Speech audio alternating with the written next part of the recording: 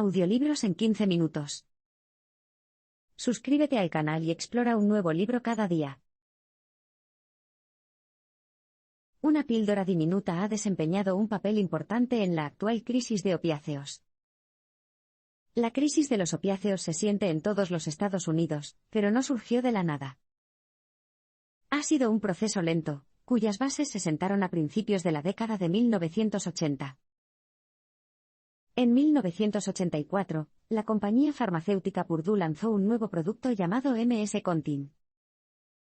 Era una pastilla de morfina de liberación prolongada diseñada para tratar el dolor en pacientes que estaban muriendo o que acababan de salir de una cirugía. Tuvo un gran éxito, tanto que la compañía lanzó un medicamento similar en 1996. Este nuevo fármaco tenía oxicodona como ingrediente activo, en lugar de la morfina de MS-Contin. La oxicodona es un derivado del opio similar a la heroína, y una vez más Purdue utilizó su fórmula de recubrimiento de liberación prolongada. El nombre de esta píldora era OxyContin. La FDA aprobó OxyContin en 1995, ya que creían en la gran afirmación de Purdue sobre la píldora. Supuestamente, su recubrimiento de liberación prolongada limitaría la adicción al prevenir los tipos de subidas y bajadas rápidas que normalmente se asocian con los opiáceos. Las consecuencias de esta decisión fueron graves. Ahora Purdue podía comercializar OxyContin con una etiqueta de seguridad única que indicara que el fármaco tenía menos posibilidades de abuso que otros analgésicos del mercado. Fue esta afirmación la que se convirtió en la piedra angular del marketing de OxyContin. Este maravilloso medicamento supuestamente sería el único analgésico que un médico necesitaría recetar. Iba a ser una solución casi libre de riesgos para el dolor crónico, a diferencia de otros opiáceos que los médicos habían recetado para el dolor. Este nuevo fármaco había demostrado ser adictivo en menos del 1% de los pacientes. Sin embargo, había una razón muy específica por la que estas tasas de adicción eran tan bajas. La MS-Contin se utilizaba en condiciones hospitalarias cuidadosamente controladas. Por el contrario, OxyContin se comercializó a médicos fuera de los hospitales. Y estos médicos estaban acostumbrados a tratar el dolor crónico en sus pacientes recetándoles opiáceos. Ahora bien, estos opiáceos antiguos eran bastante débiles, sus dosis eran pequeñas y contenían agentes como el paracetamol o el Tylenol diseñados para prevenir el abuso. OxyContin era diferente. Contenía grandes dosis de oxicodona y solo se consideró seguro debido al recubrimiento especial de liberación prolongada diseñado para suministrar el ingrediente activo durante un periodo prolongado. Purdue pronto comenzó a promocionar su nuevo producto. Sus representantes visitaban a los médicos varias veces al año y los llevaban a comer generosamente, intentando explicarles las ventajas del recubrimiento de liberación prolongada, y la forma en que garantizaba que la adicción no fuera un problema. Y no quedó ahí, montones de productos de OxyContin y seminarios médicos en lujosos centros turísticos eran la norma. Y fue un éxito, las ventas de Purdue se triplicaron. De hecho, las bonificaciones por ventas aumentaron de $1 millón en 1996 a la enorme cantidad de $40 millones en 2001. Para 2003, OxyContin lo recetaban principalmente médicos de atención primaria con muy poca formación en el manejo del dolor. Purdue había transformado con éxito toda la industria. Recetar medicamentos para el dolor se había convertido en la norma, no en la excepción. La primera causa penal importante contra los fabricantes de opiáceos se presentó en Virginia. Cada vez estaba más claro que la única manera de detener la crisis de los opiáceos era llegar al origen del asunto. No tenía sentido reorganizar las tumbonas, había que hacer algo grande. John Brownlee fue uno de los primeros en intentar hacer frente a la epidemia de opiáceos. Brownlee se convirtió en fiscal de los Estados Unidos en 2001, en un momento en que personas de Ohio, Kentucky y Virginia morían por sobredosis. Brownlee comenzó haciendo lo que estaban haciendo muchos otros fiscales. Habían estado procesando a los médicos de la fábrica de píldoras, y Brownlee al principio siguió su ejemplo. Pero cuando estaba claro que no iba a ninguna parte, Brownlee reevaluó la situación y se dio cuenta de que no había forma de evitarlo, tendría que fijar su mirada en Purdue. Citó todos los registros relacionados con la comercialización de Oxycontin. Los registros mostraron que Purdue había estado engañando activamente en su comercialización. Afirmaban que Oxycontin no era adictivo y lo hacían en los 50 estados. Para el otoño de 2006, Brownlee estaba lista y presentó una demanda en la que acusaba a Purdue de falsificación de marca delictiva. Pudo demostrar que, a pesar de las afirmaciones de Purdue en sus anuncios, en realidad no habían presentado ninguna prueba al que demostrara que Oxycontin fuera menos adictivo que otros analgésicos. También se demostró que la empresa había estado enseñando a los representantes de ventas a afirmar que el Oxycontin era más difícil de abusar que otros medicamentos, a pesar de que la propia investigación de Purdue no demostró en absoluto que eso fuera cierto. Además de eso, se les dijo a los representantes que dijeran que los pacientes que estaban consumiendo hasta 60 miligramos de Oxycontin podían dejar de tomarlo en cualquier momento sin sufrir síntomas de abstinencia. De hecho, un estudio empresarial realizado en 2001 demostró que este no es el caso en absoluto. Fue un caso sólido y Purdue finalmente se declaró culpable del cargo de mala marca criminal. Brownlee fijó el 25 de octubre como fecha límite para que Purdue aceptara un acuerdo de declaración de culpabilidad. Purdue accedió a pagar una multa de $634,5 millones para evitar penas de prisión para sus ejecutivos, 3 de los cuales se habían declarado culpables. Cada uno fue sentenciado a 3 años de libertad condicional y 400 horas de servicio comunitario. Y para Brownlee, fue solo el comienzo, ya que un caso exitoso siguió a otro exitoso. La joya de la corona fue Pfizer, contra quien consiguió imponer multas de $3,000 millones por publicidad falsa relacionada con varios medicamentos. Llevó tiempo, pero las víctimas de la epidemia de opiáceos finalmente empezaron a alzar la voz. Una de las razones por las que es fundamental analizar el efecto que los opiáceos han tenido en los Estados Unidos es que pasó mucho tiempo hasta que se reconoció el problema. Había retumbado una y otra vez y ahora se producían 16,000 sobredosis mortales cada año, pero solo se habían creado unos pocos grupos de padres con la misión de crear conciencia pública sobre el problema. Joanna Cron fue una de esas madres. Su hijo había estado drogado con Oxy, y se pegó un tiro en la cabeza mientras jugaba con una pistola. Fue mientras estaba sentada junto a la cama de su hijo comatoso durante sus últimas horas de vida cuando Cron decidió que tenía que alzar la voz. Si fuera honesta y sincera, y realmente insistiera en el tema, entonces tal vez otra familia no tendría que pasar por este dolor. Cron formó Solace como un grupo para padres que lloraban la pérdida de sus hijos a causa de los opiáceos. También comenzó a dar charlas en las escuelas en las que detallaba la muerte de su hijo. Pronto, Solace tuvo sucursales en 16 condados. El método de Cron no es la única forma de combatir la epidemia. Brad Belcher encontró un método particularmente creativo.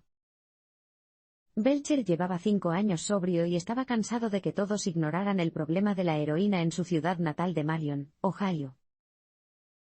Así que una noche pidió 800 letreros grandes, y en cada uno estaba impreso: la heroína es la economía de Marion.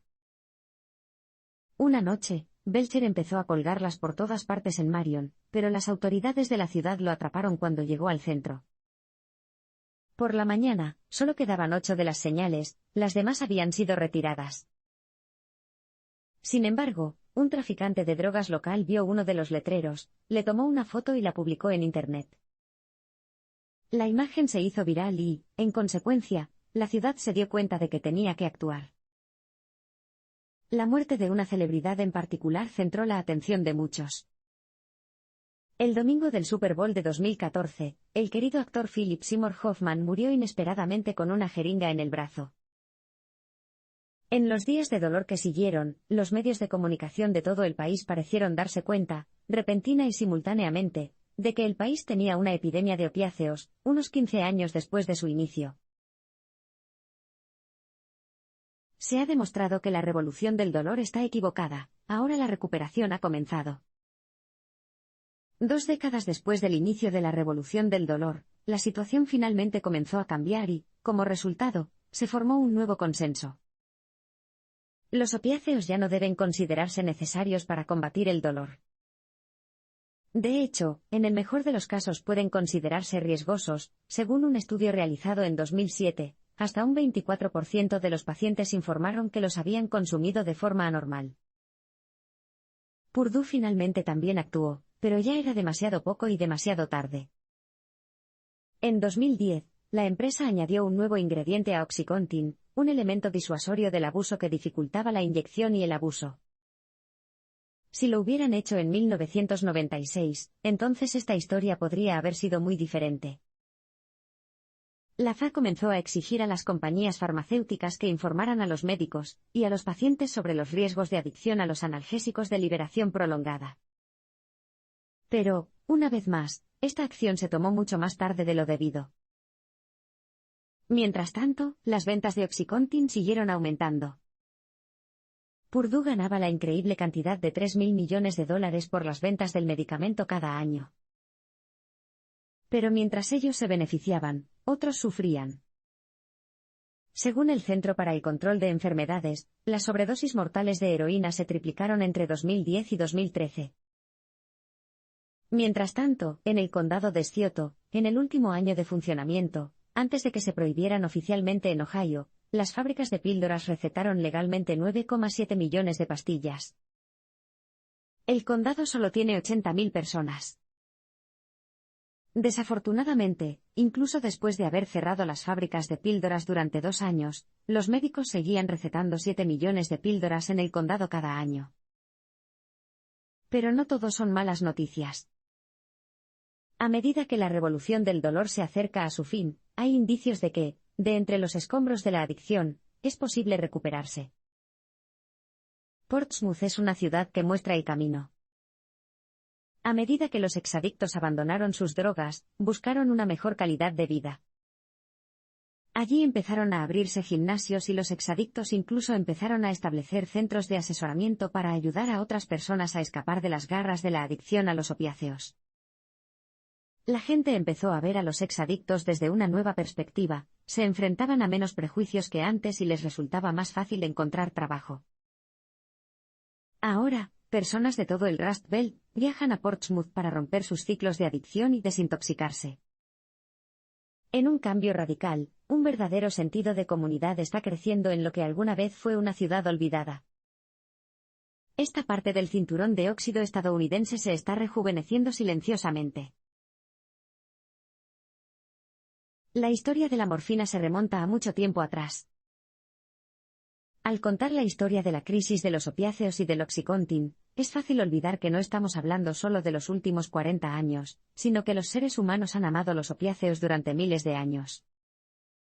Los antiguos sumerios llamaban al opio la planta de la alegría, mientras que también se usaba en el antiguo Egipto y la Grecia clásica, así como en la India y el Imperio Árabe. La molécula activa del opio es la morfina.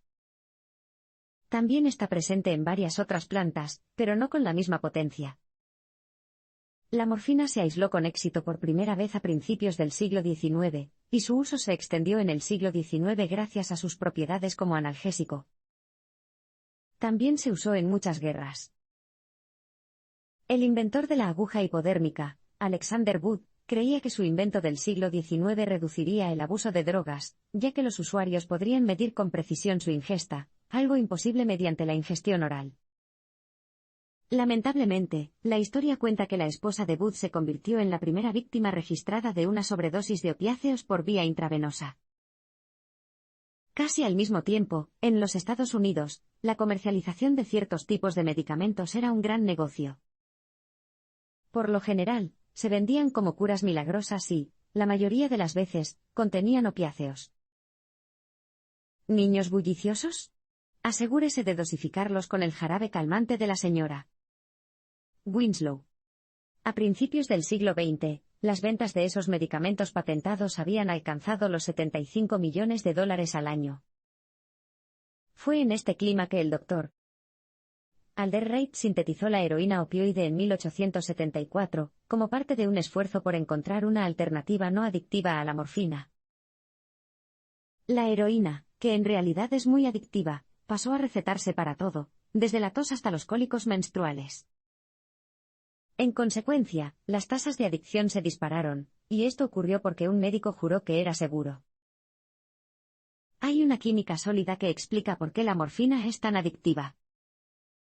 La molécula de morfina encaja perfectamente en los receptores opioides muy presentes en el cerebro de todos los mamíferos. Por lo general, producen placer cuando reciben las endorfinas producidas por el cuerpo, pero cuando hay morfina, no hay necesidad de esperar a que lleguen las endorfinas. Cuando la morfina entra en los receptores, se sienten abrumados. El resultado es una euforia intensa, así como un adormecimiento del dolor y de los sentimientos en general. Sin embargo, el contrapeso a la euforia son los brutales síntomas de abstinencia a los que se enfrentan los adictos. Estos incluyen insomnio y diarrea, además de semanas de dolor intenso. De hecho, la abstinencia puede ser tan abrumadora para algunos adictos que los empuja a mentir, robar, traicionar e incluso a poner sus cuerpos en riesgo solo para conseguir una dosis de la molécula. La química detrás de esta problemática abstinencia es bastante clara, si bien la mayoría de los fármacos pueden descomponerse fácilmente en glucosa en el cuerpo y luego expulsarse, la morfina es diferente. La molécula de morfina permanece intacta y perdura. A partir de la década de 1980, el concepto de tratamiento del dolor experimentó una revolución en Estados Unidos. Puede parecer difícil de creer, pero una carta de un solo párrafo publicada en 1980 cambió el curso de la historia médica. Herschel Heck, médico de la Escuela de Medicina de la Universidad de Boston, recibió un encargo a principios de la década de 1960 para crear una base de datos con los registros de los pacientes que habían sido hospitalizados allí. En 1979, Heck sintió curiosidad por saber qué podía aprender de estos datos acumulados. Quería saber cuántos pacientes tratados con narcóticos mientras estaban en el hospital se habían vuelto adictos. Descubrió que de unos 12,000 pacientes, solo 4 se volvieron adictos. Heck escribió un breve párrafo junto con Jane Porter, una estudiante de posgrado que lo había estado ayudando, en el que describían sus hallazgos. La enviaron al New England Journal of Medicine, donde se publicó en la sección de cartas con sus nombres. En otras partes de la profesión médica, casi al mismo tiempo, los médicos se interesaban cada vez más por la idea del dolor. Durante años, habían tenido pacientes con dolor crónico que acudían a ellos y les pedían ayuda. La implicación parecía bastante clara, el dolor era un problema grave y no se estaba tratando lo suficiente. En consecuencia, en 1996, la Sociedad Estadounidense del Dolor llegó a declarar que el dolor era el quinto signo vital. Fue en este contexto cuando los defensores de un mayor tratamiento con opiáceos, como la Junta de Farmacia de California, comenzaron a publicar declaraciones con afirmaciones audaces, como los estudios muestran que los opiáceos tienen un potencial de abuso extremadamente bajo cuando se usan correctamente. Al mismo tiempo, los médicos se asustaron. Se les dijo que los derechos de los pacientes significaban que serían demandados si no trataban el dolor de los pacientes, y eso significaba repartir opiáceos. De repente, y aparentemente de la nada, la gente empezó a citar Porter and Heck, ese pequeño párrafo que se había escrito años antes sobre los pacientes de Boston. Pero lo citaban personas que en realidad no habían leído sus pocas líneas, y que lo trataban como ciencia del Evangelio. De hecho, la revista científica Scientific American lo calificó de estudio exhaustivo en 1990, mientras que un artículo de la revista Time de 2001 se refirió casualmente a él como un estudio histórico. Así de simple, se tiró por la borda la sabiduría arraigada sobre los opiáceos. Si un paciente pedía dosis más altas de otros fármacos, se lo tomaba como un indicador de que el tratamiento no estaba funcionando. Y en el caso de los opiáceos, eso significaba que la dosis prescrita era simplemente demasiado baja. Incluso apareció un nuevo término, pseudoadicción. Describió la aparición de la adicción que se manifestaba en algunos pacientes. Pero en realidad, lo único que querían era una dosis suficiente para acabar con el dolor.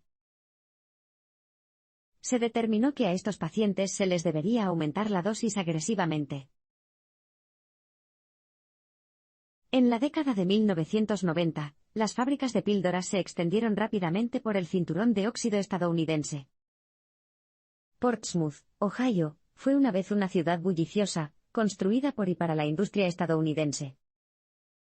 Sin embargo, la globalización lo golpeó duramente. Las fábricas cerraron y los empleos desaparecieron. En la década de 1990, esta ciudad, como tantas otras ciudades del cinturón de óxido estadounidense, era una sombra de lo que era antes. Fue en lugares como Portsmouth donde surgió una industria siniestra. Los trabajos eran difíciles de conseguir, pero las tarjetas de Medicare eran mucho más fáciles de encontrar. Esta nueva economía se basaba en las fábricas de píldoras, clínicas donde los médicos hacían poco más que recetar medicamentos. El número de solicitantes del programa de discapacidad denominado Seguridad de Ingreso Suplementario casi se duplicó entre 1998 y 2008 en el condado de Scioto, Ohio, que incluye Portsmouth. Muchos de estos nuevos solicitantes visitaban regularmente las fábricas de píldoras, donde podían abastecerse de Oxycontin y cambiarlas en el mercado negro por cualquier otra cosa que pudieran necesitar. Algunos incluso se pusieron emprendedores al respecto, y buscaron grupos de adictos a los que llevarían a la clínica. A cambio del viaje y de pagar la cuota de la clínica, el empresario recibió la mitad de las pastillas que le recetaron al adicto. En poco tiempo, un Oxy, un nombre común para la píldora Oxycontin, valía $1 por mg. Desde la venta de pastillas, era posible comprar cualquier cosa, desde televisores hasta detergente para ropa. Las subeconomías también se desarrollaron en torno al mercado ilegal. Dado que los pacientes a veces tienen que pasar un análisis de orina para obtener sus recetas, la orina limpia también valía 1 centavo. La orina del niño costaba un precio especial, hasta $40 por un biberón. En realidad, muchas fábricas de píldoras no fueron inauguradas por médicos, por lo que su éxito dependía de los profesionales de la medicina con menos reputación. Fue entonces cuando se usaron las llamadas listas locum tenens. Se trataba de listas de médicos que estaban desesperados y en busca de empleo temporal. A menudo, esto se debía a problemas con las licencias, al abuso de sustancias o simplemente a que no podían obtener un seguro por negligencia. Se había creado un ecosistema perfecto de abuso, y no pasó mucho tiempo antes de que los traficantes de drogas establecidos se involucraran. La pequeña aldea mexicana de Jalisco ha tenido un enorme impacto en la vida de millones de estadounidenses. Mientras el consumo de oxígeno aumentaba en Rust Belt en la década de 1980, los migrantes de Jalisco, una pequeña aldea mexicana, empezaron a vender heroína de alquitrán negro en el Valle de San Fernando a principios de la década de 1980. Se hacían llamar los Jalisco Boys y rápidamente tuvieron éxito. Su estrategia comercial era diferente a la de los otros grandes traficantes de heroína. En lugar de vender su producto al por mayor, lo vendieron al por menor. Vender al por mayor implica reducir la cantidad de heroína cada vez que se vende, lo que reduce su potencia. Antes de la llegada de los Jalisco Boys, la heroína en polvo que se vendía en las calles era muy débil, y a menudo contenía tan solo un 1% de heroína. La heroína de alquitrán negro era diferente. Comenzó su vida como amapolas que crecían en las colinas cercanas a Jalisco. Fueron recolectados por un miembro de la familia, y luego refinados para convertirlos en heroína por otro. Un tercero dirigía las células que vendían la heroína. El resultado fue que la heroína llegó a la calle con toda su potencia. Los Jalisco Boys también fueron innovadores en otro sentido, su sistema funcionaba de manera similar a las franquicias. La heroína fabricada se enviaba al norte a un mayorista, que luego suministraba células pequeñas y autoorganizadas. Cada célula estaba compuesta por un propietario, por lo general radicado en Jalisco, así como por un gerente, un operador de telefonía y algunos conductores. La operadora atendió las llamadas de los adictos, y les dijo dónde encontrar a un conductor, al que también mantuvieron al tanto. Los conductores condujeron todo el día, con la boca llena de pequeños globos. Cada uno tenía una dosis única de heroína en su interior. Cuando los conductores se encontraron con un adicto, escupieron la cantidad necesaria de globos y se fueron en minutos. Y, si la policía los detenía, los conductores simplemente se tragaban los globos. Lo más inteligente era que a los conductores se les pagaba un salario fijo, independientemente de la cantidad de producto transferida, por lo que no tenían ningún incentivo para estafar a los adictos o empezar a dejar la heroína. Era un buen modelo de negocio. Una célula que comenzó ganando $5.000 al día podría ganar la increíble cantidad de $15.000 al día en solo un año. Los Jalisco Boys pronto se expandieron a nuevos mercados en los Estados Unidos. La siguiente parte de la historia tiene sus raíces en 1947, el año en que se inventó la metadona. Era especial porque, aunque era un opiáceo, no hacía que los adictos tuvieran que aumentar constantemente sus dosis con el tiempo. Por lo tanto, se consideró una forma de tratar a los adictos, se les podía suministrar una cantidad regular de metadona de forma periódica para evitar que su adicción empeorara. Sobre la base de este principio, se fundaron clínicas de metadona. También proporcionaron una forma eficaz de tratar a los adictos. Sin embargo, con el tiempo, se afianzó la idea de que la metadona debería usarse para alejar por completo a los adictos de la heroína. En consecuencia, las clínicas con fines de lucro comenzaron a reducir la cantidad de metadona que suministraban a cada adicto. Los resultados eran inevitables. Como estas clínicas no daban suficientes opiáceos a sus pacientes, las poblaciones de adictos comenzaron a buscar en masa otros medios para satisfacer su adicción. Aquí es donde entraron los chicos de Jalisco. Gracias a los adictos insatisfechos que salían de estas clínicas de metadona, pudieron expandirse por todo el Valle de San Fernando en la década de 1990. Los conductores acudieron a las clínicas y entregaron muestras gratuitas de heroína a los adictos, junto con un número de teléfono al que podían llamar para obtener más. Las clínicas dieron a los niños de Jalisco acceso a un nuevo mercado que aún no habían accedido. También estaba capacitando a nuevos conductores. Se les enseñó a merodear cerca de las clínicas en busca de adictos. Se acercaron cuando vieron uno y pidieron indicaciones. En ese momento escupían unos cuantos globos de heroína, y ponían el número de teléfono en las manos de los adictos. Speedball a Speedball, así fue como los chicos de Jalisco construyeron su base de clientes. A finales de la década de 1990, los Jalisco Boys eran los reyes indiscutibles de la droga en muchas ciudades. Tomemos como ejemplo el efecto que tuvieron en Central City Concern, una organización sin fines de lucro que administra centros de desintoxicación en Portland, Oregón. A mediados de la década de 1990, entre el 5 y el 10% de los pacientes que figuraban en sus registros estaban allí para desintoxicarse de los opiáceos. Cuando aparecieron los chicos de Jalisco, todo cambió. Para 1997, los adictos a la heroína constituían el 50% de los pacientes de las clínicas, y casi todos se habían enganchado inicialmente a la drogas Jalisco. Los funcionarios de Portland tardaron hasta 1999 en darse cuenta finalmente de que tenían una epidemia entre manos.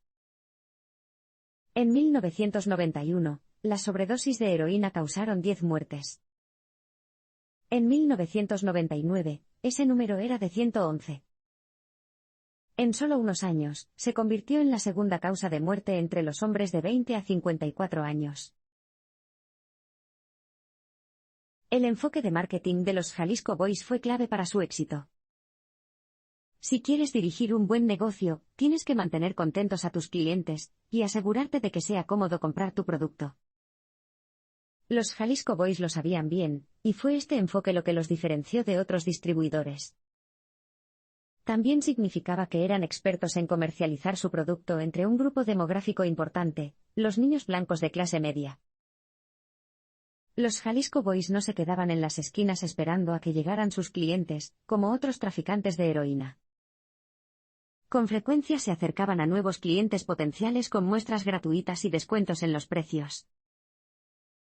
Los Jalisco Boys incluso hicieron llamadas de seguimiento a buenos clientes. ¿Estaban satisfechos con el servicio y el producto que estaban recibiendo?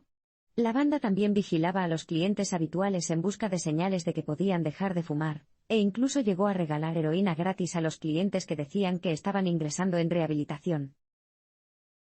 A los presos recientemente liberados a veces incluso se les daban paquetes de droga cuando salían de la cárcel para engancharlos, y volver a los Jalisco Boys a por más. Su servicio de atención al cliente era tan bueno que un policía encubierto que trabajaba narcóticos en el departamento de policía de Charlotte, Carolina del Norte, incluso pensó que su modelo de servicio era probablemente mejor que el de muchos minoristas legítimos. Los traficantes de los Jalisco Boys también eran diferentes en otro sentido. Sus conductores no portaban armas, casi nunca eran violentos y no llevaban consigo mucha heroína en ningún momento.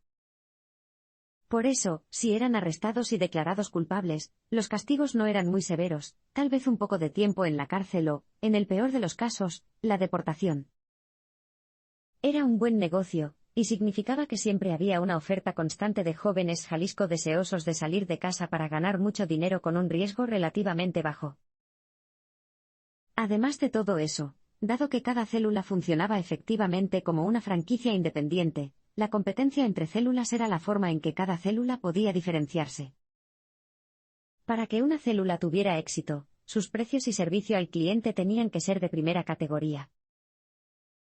La competencia también empujó a las células de los niños de Jalisco a más territorios. Trabajar en mercados menos saturados también podría impulsar el éxito. Incluso atrajeron a adictos para que les ayudaran a impulsar nuevos negocios. Para atraer nuevos clientes o proporcionar información sobre nuevos mercados, los adictos recibían productos gratis.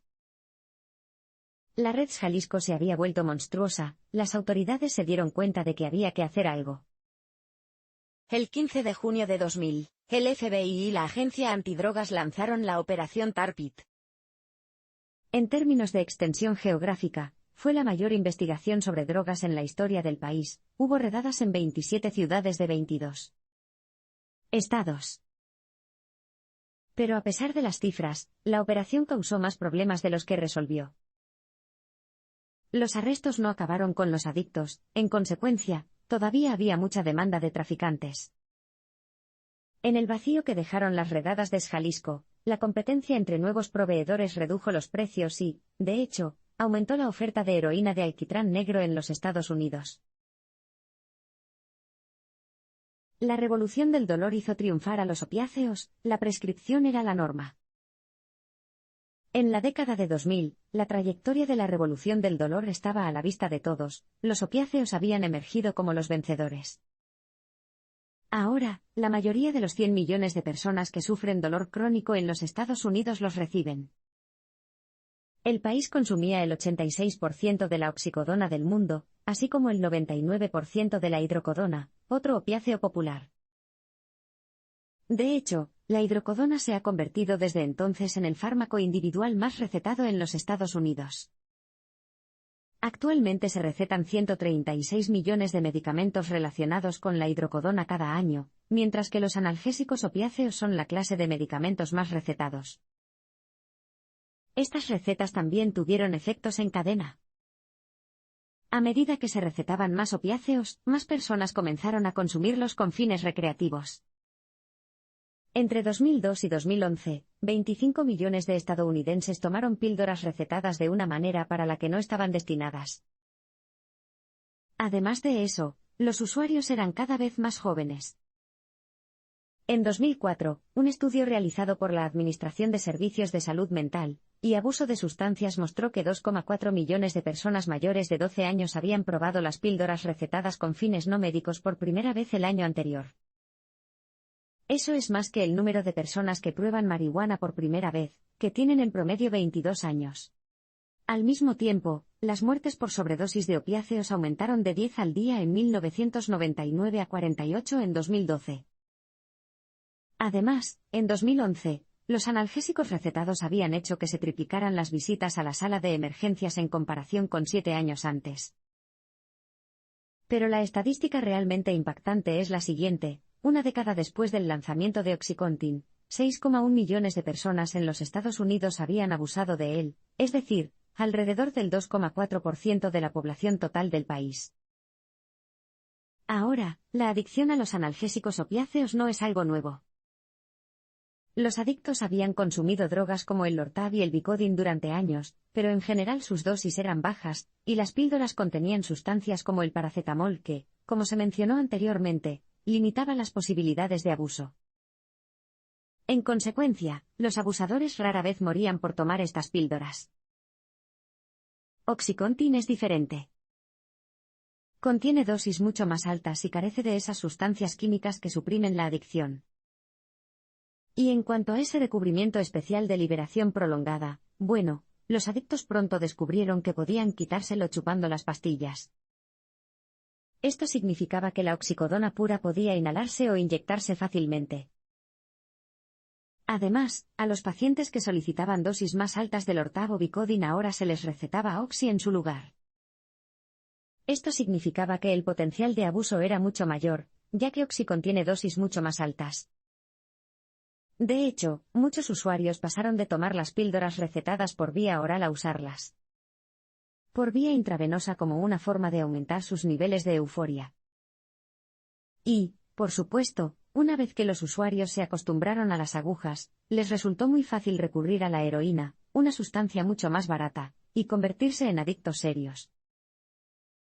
El número de consumidores de heroína en los Estados Unidos pasó de 373,000 en 2007 a 620,000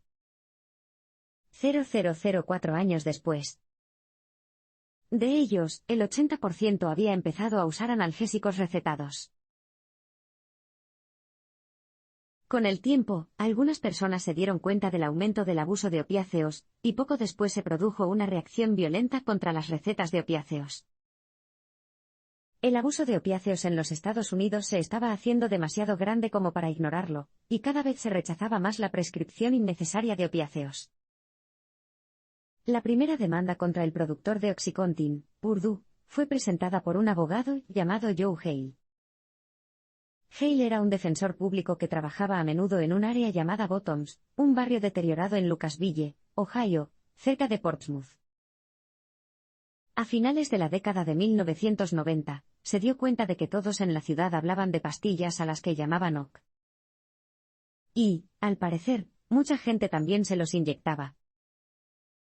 Luego, en 1999, Hale recibió la visita del padrino no oficial de los Bottoms. La hija del padrino había muerto recientemente por una sobredosis de Oxycontin y él quería justicia. Y así fue como, en 2001, Hale presentó la primera demanda por homicidio culposo con referencia a Oxycontin. Sin embargo, la búsqueda de justicia por parte de Hale no duró mucho. Después de algunas citas en la corte en las que se encontró frente a 8 abogados de Purdue vestidos de manera elegante, no vio otra alternativa que retirar la demanda.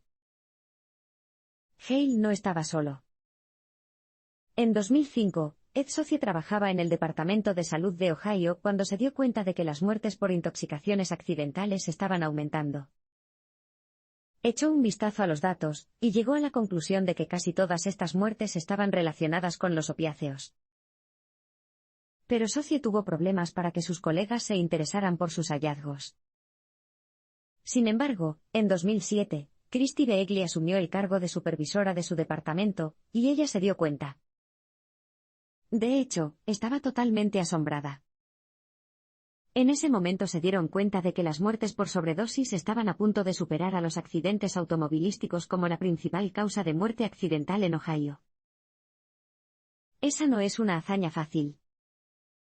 Desde su invención, el automóvil había sido la principal causa de muertes accidentales, hasta 2008, año en que las sobredosis accidentales se llevaron la corona.